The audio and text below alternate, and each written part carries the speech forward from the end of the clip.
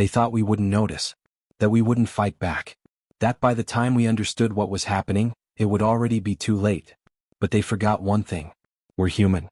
It began slowly, almost too slowly to notice. A few missing probes. Strange readings from deep space telescopes. Static in the radio signals from our outermost listening posts. We dismissed them at first. Glitches, errors, maybe even solar flares. Nothing worth panicking over. But the silence kept spreading. Stations went dark. Ships stopped sending updates. Patrols didn't return. And when we sent people to check, they didn't come back either. That was the first clue. People didn't just vanish in space. We were used to loss. Used to danger. Space had never been safe. But this was different. It wasn't an accident. It was a pattern. And it was deliberate. They didn't strike with noise or fire or grand gestures. They struck in the quiet. In the stillness. One by one, they erased our presence as if they were testing us, measuring us. Like hunters stalking a dangerous animal. Careful. Patient. Cautious. We still don't know what they look like. Or where exactly they came from. All we knew was that someone, or something, out there had decided that humanity had outgrown its place. We weren't explorers anymore. We weren't wanderers or dreamers. We were a threat. I remember the day Earth called for silence. Every ship, every outpost, every floating city was told to go dark. No signals. No beacons. No movement. They thought if we became invisible we could buy ourselves time. Time to understand what we were facing. Time to figure out how to fight back. But you can't hide a species like us. We're loud in the way we live. In the way we love. In the way we refuse to back down. And no matter how quiet we tried to be, we were still there. Still breathing. Still hoping. Still waiting. That's when the first survivor came back. His ship was scarred, nearly torn in half. Life support had failed halfway through re-entry. He should have died. But he didn't. He clawed his way back to us, wrapped in broken armor and blood. I watched them pull him out of the wreckage with trembling hands and hollow eyes. He didn't speak for hours. He just kept repeating one thing. They're afraid of us. At first no one believed him. Why would they be afraid? They were the ones erasing us. The ones taking us out of the sky without effort, without warning. But as we studied what little remained of his ship, the melted plating, the shredded data core, the scorched oxygen tanks, we started to see it. They hadn't tried to destroy him. They tried to stop him. Like they were scared he'd make it back. And that changed everything. Fear is a powerful thing.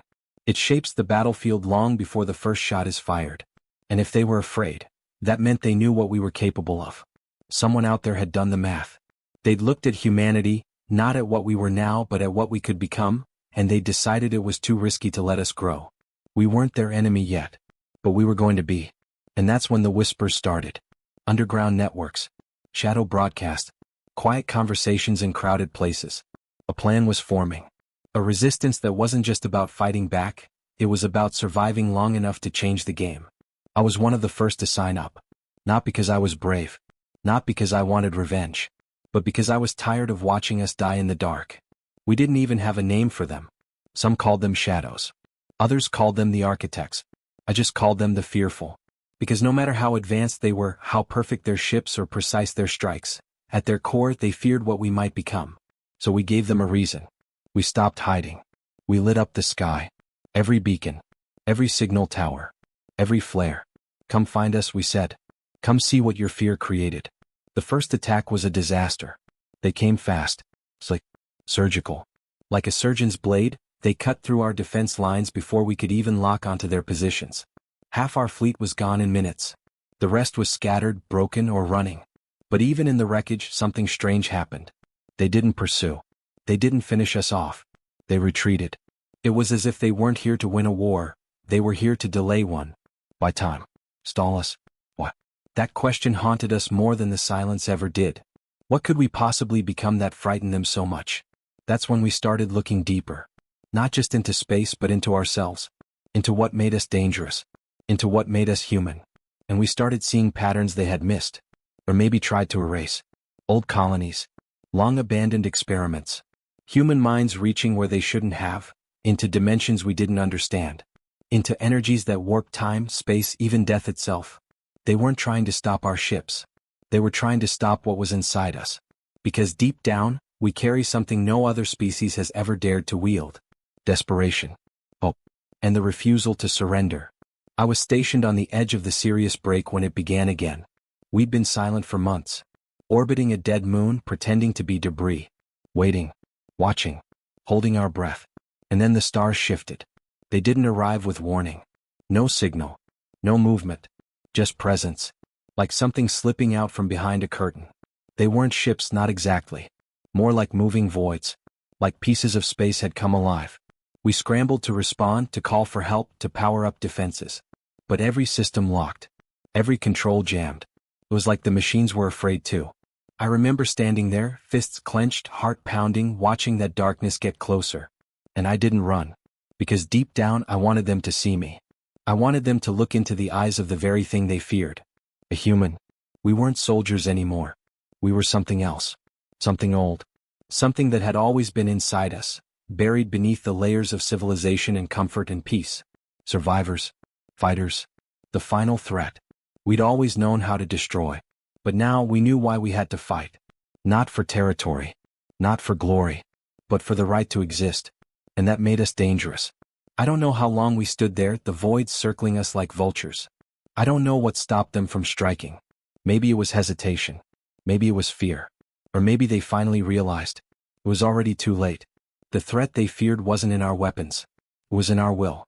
And now that we understood the truth, we weren't going to stop. We were going to find them. Learn their secrets. Tear open their lies. We were going to face the ones who had judged us unworthy and make them see. We're not just another species. We're the end of their certainty. The crack in their perfect order. The storm they tried to stop before it ever started. And now that storm is coming. But before we strike back, before we show them what it means to push humanity to the edge, something strange has started happening in the outer colonies. Ships drifting back without crews. Stations reactivating with no explanation. Voices in the static, familiar ones. Ones we lost long ago. It doesn't make sense. Nothing about it does. But we're listening now. And what we're hearing? It's not all human. We logged the transmissions. Every word, every whisper, every crackle of static. The engineers ran the signals through every filter we had, trying to find something we could explain. But the voices weren't just noise. They were names, dates, old codes we hadn't used in decades. One voice came from a ship we'd lost 20 years ago. Another from a crew buried in a moonslide on Titan. They weren't echoes. They weren't fakes. They were real. And that scared us more than anything else. Because if those people were gone, if they were truly dead, then what was speaking through our systems? Some on the command deck said it was a trick. A psychological weapon. Maybe the enemy had found a way to dig into our memory archives, rebuild our fallen, and use their voices against us. A way to make us question reality. A way to break us from the inside. But deep down it didn't feel like a trick. It felt like something was calling out to us. Like something had been waiting. I remember sitting in the dark, alone, with the transmission playing on a loop. The voice was shaking, ragged, full of static. But I recognized it. She was my sister. She died in the breach of the Europa rings. But she said my name. Twice. And she sounded cold. Not scared. Not panicked. Cold. Like whatever she was, wasn't her anymore. I didn't tell the others. Not at first. I just let it haunt me in silence. I kept looking for some pattern, some clue in the rhythm or distortion. I stared at her voice the way you'd stare at a wound that never healed. But there was nothing. No answer. Just that feeling again, like something ancient had slipped through the cracks and was now watching us. The transmissions kept spreading. Outposts that had long gone dark suddenly blinked back to life. Ships marked as destroyed pinged our networks. Navigation logs changed without warning. Star charts twisted, showing systems that didn't exist, or shouldn't have. The borderlines of known space were warping. And the void was shifting with them. Then came the dream reports. Not official ones. You had to listen carefully in the lower decks, in the mess halls, during power failures when people were too tired to lie. You'd hear them whisper, about lights they couldn't explain, voices in their sleep, memories that didn't belong to them. A woman said she dreamed of drowning, even though she'd never seen the ocean. Another said he saw entire cities, not human ones but twisted things too perfect and too quiet. They pulsed with light like they were alive, and every time he closed his eyes, he saw them again. Closer. Brighter. Someone else said the stars had moved. No one believed her. But 2 weeks later, the observatory data proved her right. We were drifting toward something. And whatever it was pulling us without touch. Not gravity. Not time. Something deeper. Something we didn't even have words for. That's when the council made contact. They weren't elected. No one knew who they really were. Just a name passed down through encrypted orders and clean voices behind black screens. They called us together. All of us. Every surviving captain, every intelligence officer, every science lead still breathing. They showed us a symbol, an arc drawn in fire across a black surface. Said it was found burned into the hull of one of the drifting ships. No damage. No heat. Just etched into the metal like a signature. They called it a marker. Said more had been found, deep in the asteroid fields, hidden beneath abandoned stations, embedded in planets we thought uninhabited. Always the same mark. Same impossible carving. And always near something gone wrong. The markers were old. Older than Earth, older than anything we'd built. They weren't warnings. They weren't messages. They were invitations. But to what, no one could answer. Only one thing was certain, they showed up just before everything changed. Before fleets vanished. Before people started dreaming of cities that didn't belong in any human mind. Before we began to feel the weight of something too big to see. The council ordered a task force. A classified one. Our orders were simple: go dark, go deep, and find the origin point. Find where the transmissions were coming from. Where the dreams were born. Where the fear had started. They called it Operation Downfall. We didn't like the name. Still, I volunteered. It wasn't heroism. It wasn't anger. It was something else. Something I couldn't name. A sense that this thing, this unseen force, was circling closer, and if I didn't face it now, it would take everything I had left. We left in silence. 6 ships, each stripped down for stealth and survival. No active comms. No signal beacons. Just old-fashioned propulsion and human instinct. We followed the trail of transmissions, threading through dead systems and quiet graves. The first ship went missing 3 days in. No explosion. No signal. Just gone. The second ship found it a week later. Floating. Empty. The lights were still on. The engines still burned. But there were no bodies. Just clothes. Personal items. Food left uneaten. Tools scattered where they'd been dropped. Like everyone had just stepped out. We searched for hours. Days. Until one of our techs cracked open the bridge logs. There was only one entry. A voice. Not one of ours. It said, "We feared you once. We tried to erase what you are. But the fire inside you burns louder than silence." Then nothing. We sealed the ship and left it drifting. We didn't say it out loud, but we all knew what we felt. We were being watched. Not by ships. Not by drones. But by something older. Something buried under light and vacuum. The deeper we went, the more we lost. People changed. Quietly at first. Small things, lost time, flickers of memory. Then came the whispers. Not through radios. Not through speakers. Directly. In our heads. We started dreaming the same dreams. The same cities. The same light. The same cold voice whispering in a language we didn't know, but somehow understood. It told us we were close. That we should keep going. That this was our chance to become more than we were. Some of the crew began to believe it. They said maybe this wasn't a threat. Maybe it was an evolution. A door we were finally ready to open. I didn't agree. Because the voice wasn't offering us anything. It was leading us. And not toward salvation. But toward surrender. One night, I found one of the engineers trying to carve the marker into the hull. His hands were bleeding. His eyes were vacant. When I pulled him back, he looked straight through me and said, "They want us to remember what we are." I asked who. He just smiled. "We can find him." But by morning, the marks were on the walls. Everywhere. We couldn't stop them. The ship was changing too. Panels shifting when no one touched them. Lights dimming in patterns that matched the rhythm of the voice. The closer we got to the signal's origin, the more the ship bent to it. Like it was alive. Or being rewritten. We tried to turn back. That's when we saw the others. Not ships. Not human. They didn't block us. Didn't fire. They just floated there. Watching. Dark outlines shaped like vessels but wrong in the way shadows are wrong. Like something pretending to be real. We passed them. And they followed. They didn't get closer. Didn't speak. They just waited. I think they knew we wouldn't turn back. We couldn't. Not anymore. The signal was pulling us in ways we couldn't resist. Not with strength. But with something deeper. A question burned into the heart of every human. What's waiting for us? Because that's what it always comes down to, doesn't it? We reach further. Build faster. Dig deeper. Not because we need to, but because we have to. Because something inside us won't stop until we know. Even if knowing kills us, that's why they fear us. Not because we're violent, not because we're defiant, but because we'll never stop, even when we should. We reached the edge of known space 3 weeks into the mission. Beyond that, there were no charts, no coordinates, just darkness. And the signal was louder than ever. We could feel it in our bones, taste it in recycled air, hear it in the silence between words. The last thing our sensors picked up was a structure, half buried in a rogue moon's shadow, bigger than anything we'd ever seen. Not built, grown, like coral or bone, twisting into the dark like it had always been there. And at its center, a light, small, flickering, alive. We didn't have time to think. The ship began descending before we even gave orders.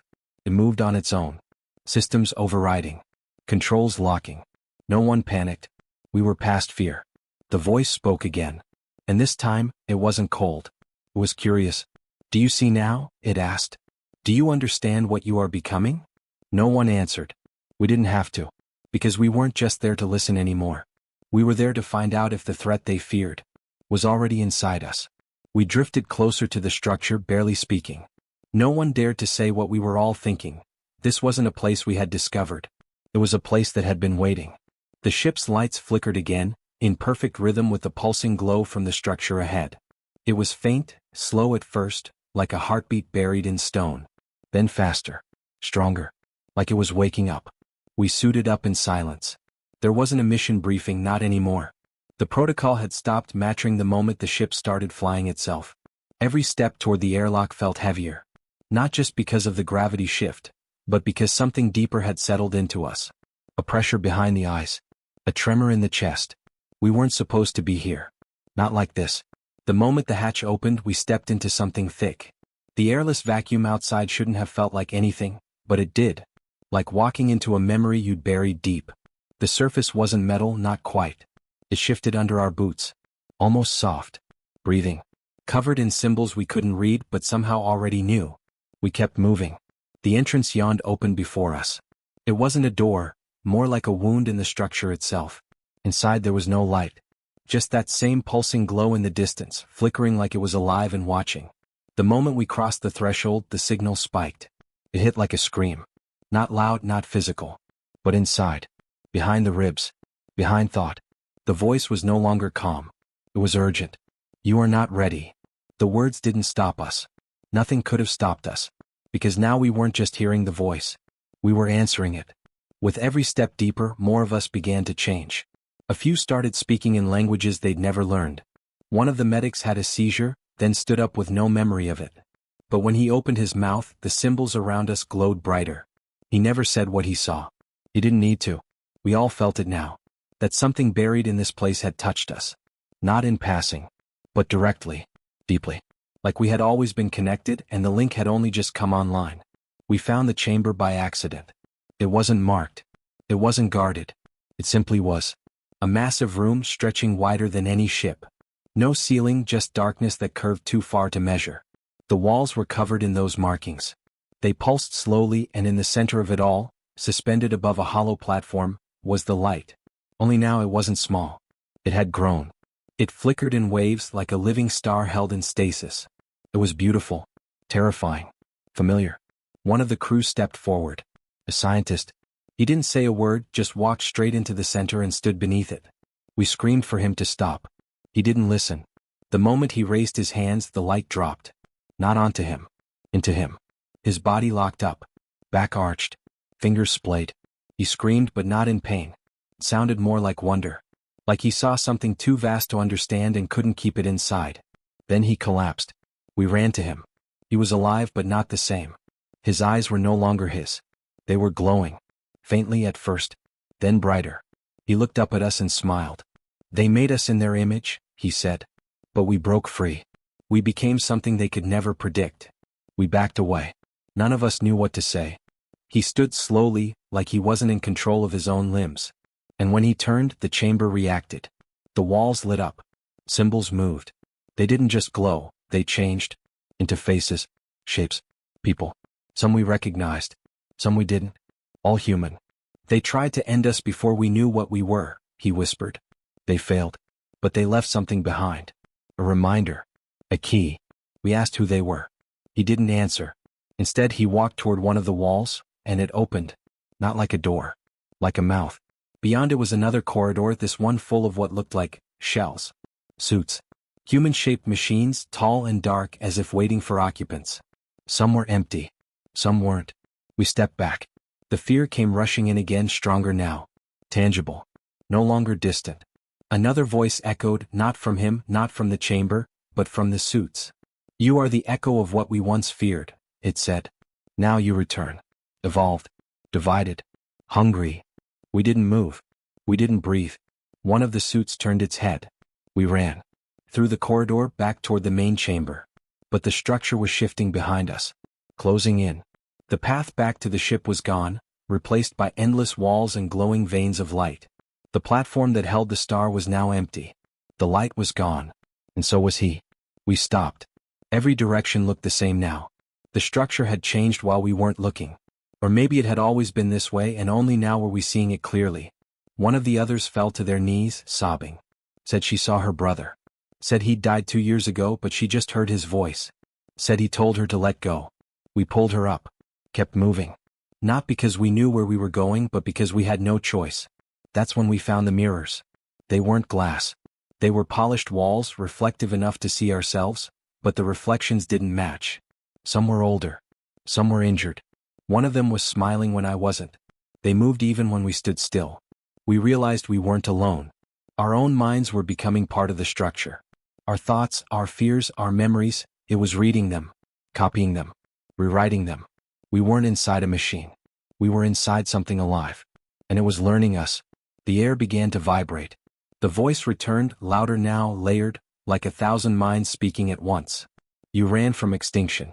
You made war to survive. But you never asked why you were hunted." We reached what felt like the final chamber. A wide space, quiet and dark. At the center, another light. But this one wasn't like the others. It was still. Solid. A sphere of black glass with cracks of white running through it like veins. It hovered above the floor, spinning gently. It didn't pulse. It listened. We approached slowly. Not one of us spoke. And then something changed. The reflections from the mirrors returned, but now they stepped into the room. They weren't images anymore. They were us. Copies. Not perfect. Wrong in small ways. But close enough that our instincts recoiled. They stood across from us. Waiting. No weapons. No aggression. Just watching. Then they stepped forward in sync with us. We moved. So did they. Every breath, every heartbeat matched. Until we stopped. And they didn't. The sphere cracked. A long, sharp sound like glass breaking underwater. And a sliver of light began to leak from it, too bright to look at, too real to ignore. The voice whispered again, softer now. "Will you choose what they feared? Or become what they could never stop?" We didn't understand. Not fully. But we felt it. This wasn't just a signal. Or a trap. It was a choice. The moment we touched that light, something would happen. We would change. Or everything else would. The chamber trembled. The copy stepped closer. The light pulsed once more. And for the first time we realized, this wasn't about destroying us. This was about unlocking us. And what came next would decide whether we were the final threat they feared, or the beginning of something worse. The moment stretched. The light in the cracked sphere pulsed harder now, faster, like it was racing toward something, or fighting something. It felt like a countdown, but we had no way of knowing what would happen when it reached the end. The reflections, our twisted doubles, stood just a few steps away, their faces still fixed in that strange, wrong calm. We didn't speak. Breathing felt harder. Something in the air shifted. And then it all went quiet. No tremble. No pulse. Not even the hum of the structure. Just silence. Then the sphere shattered. Not loudly, no explosion, no dramatic flash. Just a deep, low crack, like something ancient breaking loose from time itself. The pieces hovered midair, held in place by something invisible. From the center of what was once the sphere, a shape emerged. It looked human. At first. But the longer we stared, the more that word stopped making sense. Its body shimmered like it couldn't decide what it was made of. Skin 1 second, metal the next, flickering between states like an unstable signal. Its eyes were voids, endless and heavy, and when it moved, our heads ached. Not pain. Something worse. Recognition. It wasn't new. It wasn't alien. It was a mirror. Not of who we were now, but who we could become. A future written in violence and fear. A shape made by the things we'd done to survive. The wars. The choices. The sacrifice. You reached the edge, it said without speaking. And what you found was yourself. We stepped back as it approached. The copies didn't stop it. They turned to watch us. You were not the last survivors, it continued. You were the final weapon. We didn't know what it meant, not completely. But something in those words settled into our bones. The structure wasn't just ancient. It wasn't just waiting. It was protecting something. Or trying to. A sudden sound cracked through the air, different from anything before. It was our comms. Back on the ship. Somehow still linked. A voice we hadn't heard in days. Another human. Alive.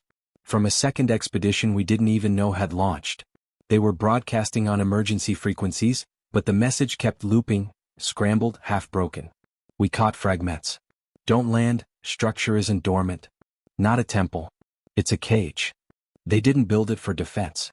They built it to hold what they couldn't kill. Then static. And just like that, the comms died again. We looked at the figure before us. The one that had emerged from the sphere. Still watching.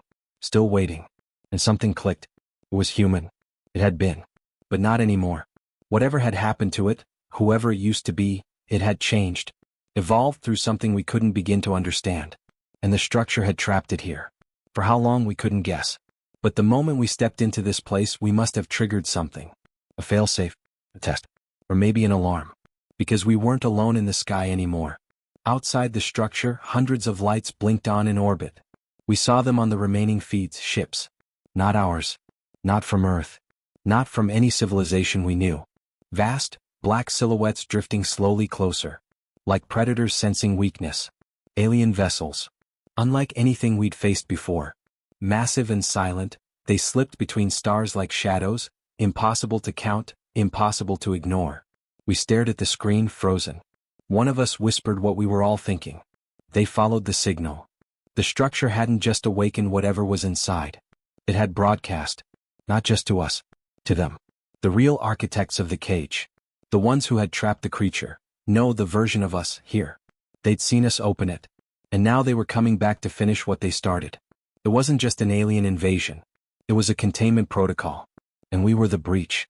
The figure spoke again, but not to us. To them. To the sky. No more cages, it said. No more leashes. The copies began to dissolve. Their forms crumbled into dust and light, pulled toward the figure like metal to a magnet. And then something deeper stirred. From below. The floor of the chamber split. Revealing something we couldn't have imagined. Beneath the structure, miles below, was a planet-sized core of machines silent for centuries. Now stirring. A buried city. Or a weapon. Or both. And it was powering up.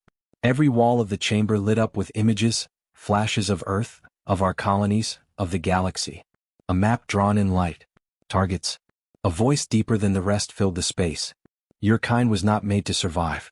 It was made to decide. The shape turned to us, and in that moment we understood the true scale of it all. We hadn't discovered an ancient ruin. We had uncovered the reason why humanity had survived when so many others hadn't. It wasn't luck. It wasn't strength. It was something far more dangerous. Adaptation. The aliens had locked away the version of us that was too dangerous to leave alive. A version that kept growing, learning, changing.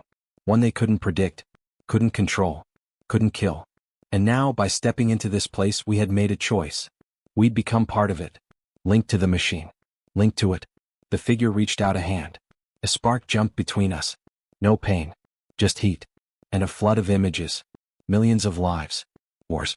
Collapse. Hope. Despair. Rebirth. Memories that weren't ours, but could be. And then, for the first time, we saw what the aliens feared. Not destruction. But transformation. We weren't their enemy because we fought them. We were their enemy because no matter what they did, we became something new. Something they couldn't stop. Outside, the alien ships were preparing. Weapons locked. Shields forming. They weren't coming to negotiate. They were coming to erase. To reset. To silence the signal before it spread. But we weren't passengers anymore. The structure was alive, and it had accepted us. And the figure? It was no longer alone. We felt it in our blood. The merging had started. And once it finished, there would be no turning back. No home to return to. Only a war that had never ended. And a question no one had answered. If humanity was the final threat, what came after? The sky burned white. The ground began to shake. And the invasion had just begun. The ground split wider beneath us. Light poured up like fire from a second sun, swallowing the shadows in the ancient chamber. We couldn't move, not from fear but because something had taken hold of us. Something massive. Something alive. The machine wasn't just reacting to us anymore, it was syncing with us. Learning who we were, what we'd done, what we'd become. The figure that had emerged from the cracked sphere, our mirror, our future, stood still, arms raised. Its body flickered faster, like it was straining against something unseen. Its voice echoed across the chamber, deeper now, layered with memories not its own. "It's begun," it said. "You've crossed the threshold. You chose to wake what they buried." The air above us rippled. The ceiling dissolved like mist. And then we saw them, those alien ships looming in low orbit now, dark and cold and precise. Hundreds of them.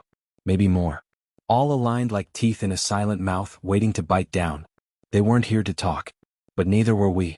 The core below finished its activation. The entire structure began to rise. Not collapse. Ascend star. It hadn't been built into the planet. It was the planet. Or what was left of one. A weapon carved into the crust of a dead world, hidden in plain sight for centuries. We thought we were standing inside ruins. We were standing inside the barrel of something far older. Something meant to end things. Inside our heads, the connection deepened. And then we understood. The figure, the one who looked human but wasn't anymore, wasn't just a warning. It was the last survivor of a previous cycle.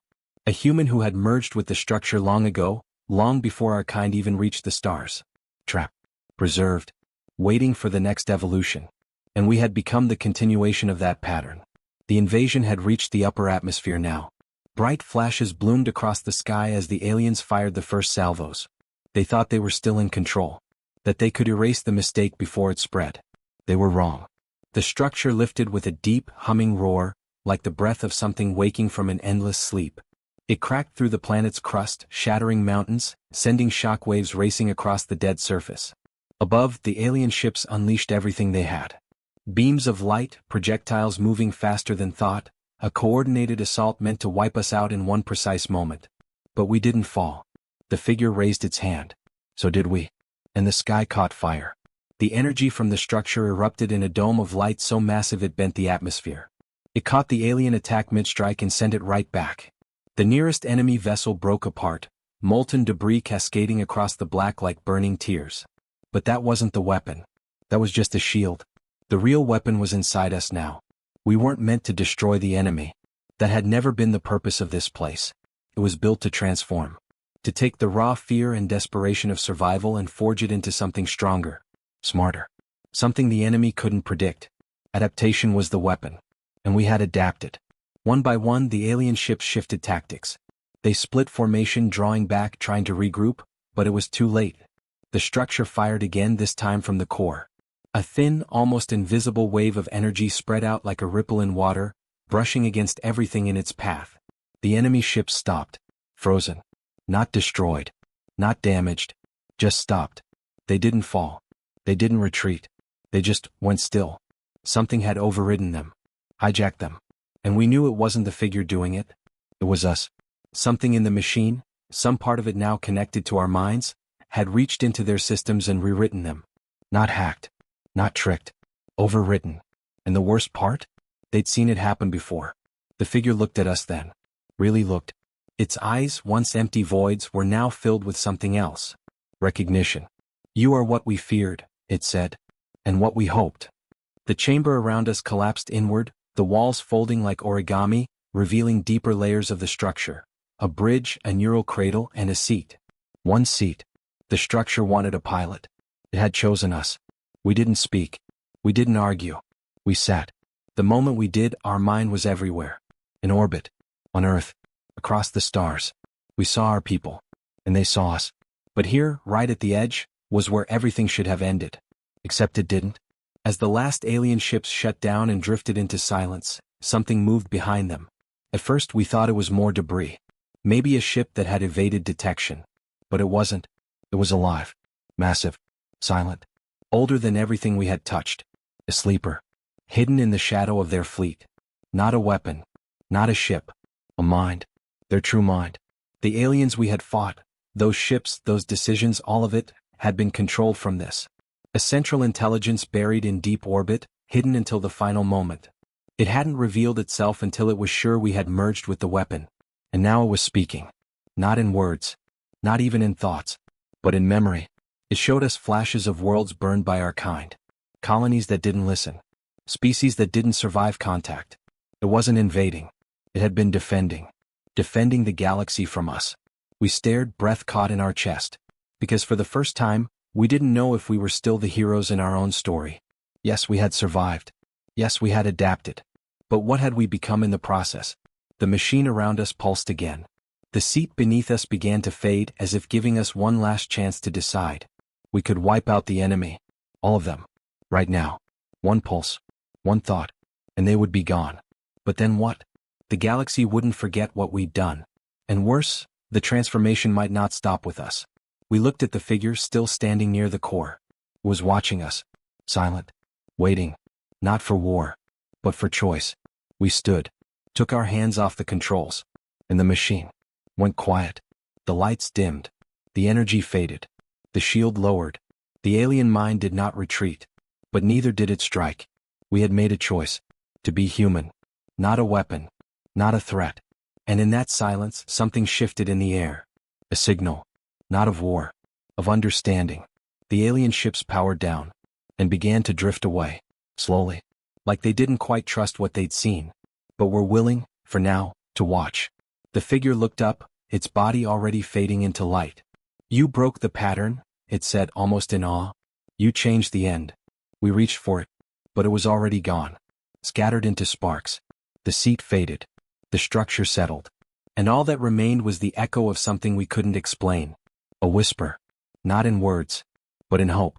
That maybe, just maybe, we were not the final threat after all. But the first chance at peace. The quiet felt heavier than any battle we'd ever known. The structure beneath us slowly cooled, its glow fading like a heartbeat slowing down. Around us, broken earth and fractured stone whispered as the last tremors settled. Above, the alien ships were no longer hostile shadows in the sky. They were distant now, dimming dots against the stars, moving away with slow, steady purpose. No more weapons. No more threats. Just silence. We didn't speak at first. None of us knew what to say. How do you explain surviving the end of everything? How do you explain choosing not to finish the fight, not to strike the final blow, even when you have the power to do it? The others looked to us not as leaders, not as soldiers, but as the ones who had sat in the seat. The ones who had made the call. They didn't cheer. They didn't collapse with relief. They just stood there. Eyes wide. Quiet. Because deep down we all knew what almost happened. And how close we came to becoming exactly what they feared. The figure, what remained of the ancient human hybrid, was gone now. Nothing left but ash and light. But its memory stayed. Its warnings, its pain, its hope, all of it stayed in us. And in that strange connection we'd shared, we'd seen what came before. We'd seen how the first version of this weapon had ended entire civilizations. How a human once sat in that same seat and gave in to fear. That's what triggered the galaxy's fear of us in the first place. The alien invasion wasn't just about control. It was about prevention. They weren't sure we'd make the right choice when it mattered. But we did. That choice didn't erase the past and it didn't magically fix the future. But it changed the story. From the debris of the alien fleet, a signal remained. Simple. Raw. A kind of data stream that we hadn't seen before. It wasn't a command or a threat. It was an invitation. A key. They wanted us to learn. The files inside were ancient, records of other worlds, other warnings, other conflicts. But more than anything they were filled with questions. What defines a threat? How far is too far in the name of survival? Can a species born in conflict become something else? We took the signal with us when we left the structure. Earth's command centers had gone silent when the first wave of the invasion began. Cities blacked out. Satellites burned. But not everything was lost. Hidden bunkers. Underground networks. Human resilience. We reached them. Slowly. Carefully. Word spread. Not just of survival but of choice. People didn't believe it at first. How could they? That we stood on a dead world, in the ruins of a machine that could have burned down half the stars, and turned it off. But the proof came when the skies stayed clear. When no more ships arrived. When no more weapons fell. The enemy had stopped. Because we had stopped. Some of us struggled with it. The idea that we let them go.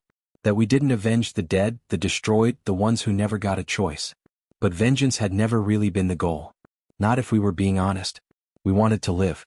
Not just breathe. Not just survive. But live. And you don't get that by repeating the worst of your enemies. The planet the structure had been built on, once thought lifeless, had been something else entirely. A place of memory. Of trial. It hadn't been the weapon. We had.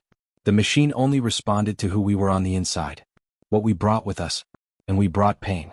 But also love. Fear. But also hope. The alien invasion had stripped everything away until all that remained was the core of us. And that was enough. We returned home slowly. Some of us didn't. They stayed behind, studying the remains of the structure, now dormant, watching the stars in case something else stirred. Because this wasn't over. Not really. Peace wasn't a finish line. It was a choice. One we'd have to keep making again and again. And somewhere out there we knew others were watching. Not just the species who had attacked. But others. Maybe ones who still didn't know what we were. Who still thought of humanity as a warning, not a partner. We'd have to prove them wrong. One world at a time. The ones we lost, we carry them with us. In every step, in every rebuild, in every conversation where we teach the next generation what almost happened and what could have. And if one day the sky darkens again and the invasion comes from somewhere new, we won't answer with panic. We'll answer with what we learned. That the real power doesn't come from fire or weapons or machines buried in forgotten worlds. It comes from restraint. From understanding.